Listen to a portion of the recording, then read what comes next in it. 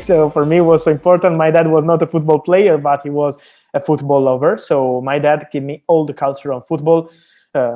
He was always following football, so that's how I started. And my dream was to play football, as always happens with journalists. But I was not able to do it, and I had no skills to do it. And I always loved also to talk about football, to talk about transfers. But it obviously arrived later in my life, and so that's why I started to dream about journalism when I was 15, 16. I always had this dream of being a journalist, and that's how it happened. And yes, I had some memories that changed my life. One more than any other one was about Italy national team winning the World Cup in 2006. Was something incredible to me and to my friends, because it was something that really helped also my personal life, to be together with my friends in this incredible summer for Italy winning the World Cup. That's how it started, and that's how I was feeling in a different mood thanks to football. So yes, my culture is with football included always. It's funny because we were talking about yourself and your achievements, and when you say you're winning the World Cup, Italy, we have to remind ourselves that you're actually our age, because in terms of your accomplishments and stuff like that, it's Italy 2006, and you have Yes. that similar reference. But I don't believe you. I think you have some talent, no? You had some talent growing up, No, surely. no. I was, of course, I was lucky, I have to say, because you have to be lucky in your life in whatever you want to do. Of course, it's part also of your energy, and I always was putting my all energy in this, because when I was studying and I was 17, 18, and I started to try with this journalist board in a small website here in Italy. I remember that many of my friends, they were living their life as is normal for a 17 or 18 teenager, so doing these kind of things. And I was 100% focused on my work. I wanted to become a journalist. I was so hungry. I had this dream, and I was following this dream with all my energy. So of course I was also living my personal life, but I was dedicating a lot of time when I had some free time to improve myself. So like studying and looking at football matches, and trying to write also on small websites, because it's important to start with small things. If you want to become a big one, you have to do the right steps. And so maybe yes, some talent, yes, but my biggest talent, I think, is about the energy, because my energy is always focused on my work, and I love my work. I always say that sometimes maybe I'm tired at the end of the day during the window. You spend 24 hours working and looking at your phone and calling people and talking live on TV, writing articles, and then I go to sleep and I say, okay, I'm tired, but I'm talking football. I'm not working, and work is something different, I think. So that's why I love it, and this is my biggest talent, is about the energy. I think it's Yeah. not a real talent, it's about the mentality. That's it. Undoubtedly a great loads of talent. And now you are in, the undisputed go-to guy within transfers. But like everyone else, you've had to start somewhere, build a network, a following, a reputation. How did you go by that? And what were some of the greatest challenges coming up? Yes, was part of it was planned, because I always wanted to do something new. I had the opportunity to sign a full-time contract with Sky. It was 5 years ago, so I had the chance to do something like 24 hours working for Sky and nothing else. That is something considered so important here in Italy. So many people were telling me, including my family, okay, let's sign this contract. You are okay with this one? But I said no. I wanted to try something different. I always say that it's like the jungle. You can decide if you want to be an animal going all together and staying safe and happy with your life, or going like alone, like the lion in the jungle, and trying to go with yourself. You can be the best one or the most stupid of the world, because you had a contract with Sky ready for you. But I was deciding for this way, because I was feeling that I wanted to do something different, Mhm. like working on social media, trying to bring my work also on social media available to all people, and working in a different way and not in a usual way with Sky with a typical full-time contract. I wanted to do something different. And that's how I started. It was like 7 or 6 years ago when I started to use social media to share my news. I started in a small way, then it was growing and growing up in the last 3 years. And so that's how I started. Also with Instagram, I still remember that 4 years ago I was using Instagram just to post my pictures when I was at sea, or with my family, or with my girlfriend. And then I decided to go with football, because people wanted football updates from me, and that's how I was going with this kind of project on journalism. And talking about targets, to be honest with you, I don't have some goals, some target in my mind, because if you told me where I am today 3 years ago, I was logging maybe because I was not expecting these kind of things. But I think that I only want to do things related to journalism. Many times they ask me, you want to become an agent or a sport director, these kind of things. No, I want to continue as a journalist. I don't know how it will develop with transfers because it's difficult every day to be 100% focused and to try to do your best. But at the moment, I'm happy with it. And so I want to continue as a journalist. Right. Fabrizio, you now have this massive network, a massive following, and a massive reputation. What are some of the challenges that come about with all of that and in managing that network? Yes, this is yes, maybe the most difficult part, because you have to be always updated, okay, always going with new sources in your network, but always talking with your old sources as they are new sources, because it's like when you have some new people in your family, you have to be always careful with the new ones, but also with the old ones, to be always on the same level. And because if you go with sources with a good approach, you can be a good journalist. If you go with approach like saying, okay, they have to call me because I am bigger than them, you are died. So I spend all my days texting people, calling people, because it's important to have a good relationship also when you are not asking for news, but only because you want to stay in touch with the person and not just with the agent or director.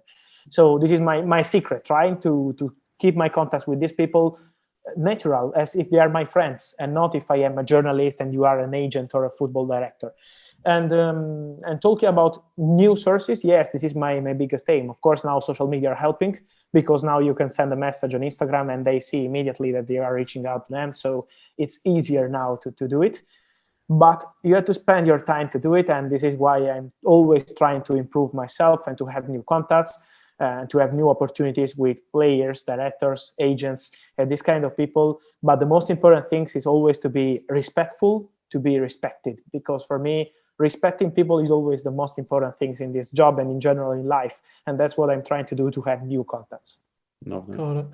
We're wondering if you can talk us through the stages of how you work a transfer rumour and how you report it. And I don't know if it's easier to take a real life example, if you want to take the Varane United example, or even a more recent one, but where does it all start? Who do you call, and how do you keep up with all the latest information?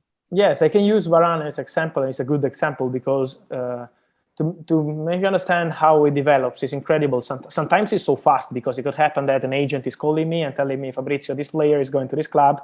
I check with the club and then that's it. Maybe it could be 30 minutes.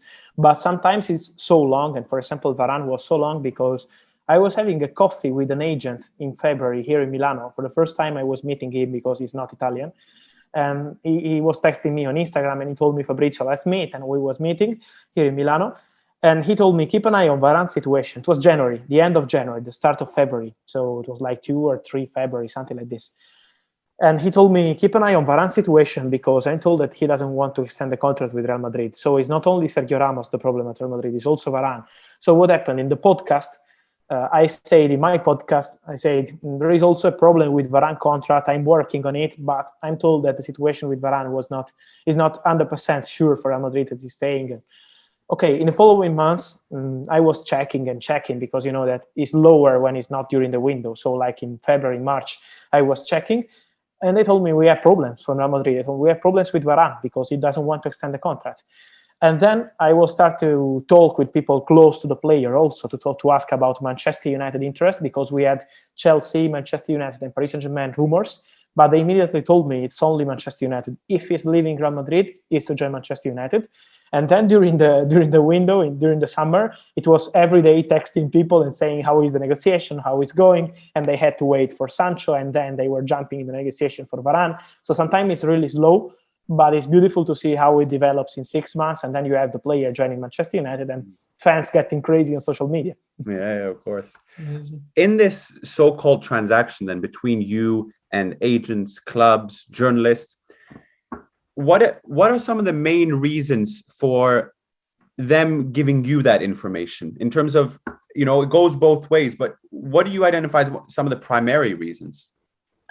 Yes, I think, first of all, because it's good for them to have their news in an outlet where they can say that 4 million people or 8 million people, if you count Instagram and Twitter, are looking at the news. So it's positive for an agent to have the news in such important, I would say, scenario on social media.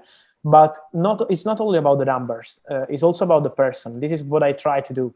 So I try to make them understand that I'm trying to do the best for everyone involved in the negotiation. So if they're telling me something true, they are in a good position because I'm trying to help the club signing the player and the agent, because I'm trying to share a correct news and trying to help them to have an accurate information on their player.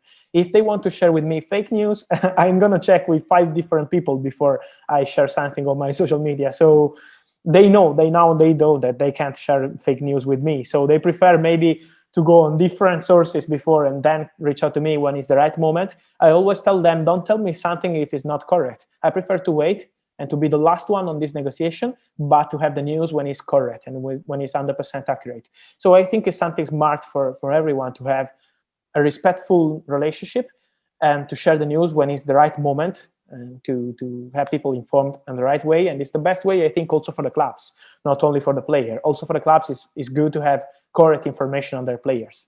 Mm-hmm. I agree. And I think maybe in recent news, almost being first seemed to be like the highest virtue. But of course, like you say, it's about having the correct information at the right time. Yes. Last question, Fabrizio, before we leave you to it. You have now started your own Twitch channel, so 225,000 subscribers. You have your own YouTube channel. You've expanded beyond where you were. Like you say, you are the lone lion in the jungle. Now wondering, where do you look to expand or develop into when you look for the next steps for Fabrizio? Where do you want to go?